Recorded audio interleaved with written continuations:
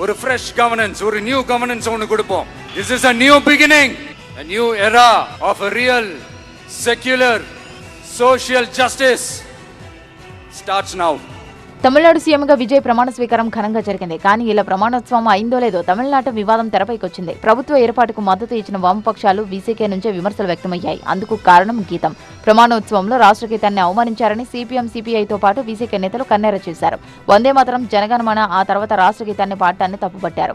ఇలా ఎందుకు జరిగిందో వివరణ ఇవ్వాలని కొత్త ప్రభుత్వాన్ని డిమాండ్ చేశారు. వివాదంపై మంత్రి అధవ్ అర్జున్ స్పందించారు. రాష్ట్ర గీతాన్ని అవమానించే ఉద్దేశం తమకేమాత్రం లేదన్నారు. 3వ స్థానంలో రాష్ట్ర గీతం ఆలపించడం సరైంది కాదన్నారు. దీనిపై అధికారుల నుంచి వివరణ కోరుతామని మిత్రపక్షాలకు వివరణ ఇచ్చారు మంత్రి అధవ్ అర్జున్. రాష్ట్ర గీతాన్ని చివరిలో పాడారని కామ్రేడ్స్ కన్నెర చేశారు. మరోవైపు ప్రమాణ స్వీకారోత్సవంలో వందే మాతరం, జనగణమన, తమిళ తల్లి గీతాలను చక్కగా పాడారని అంతా అభినందించారు. ముఖ్యంగా వందే మాతరంలో మొత్తం 6 చరణాలను అద్భుతంగా పాడారు.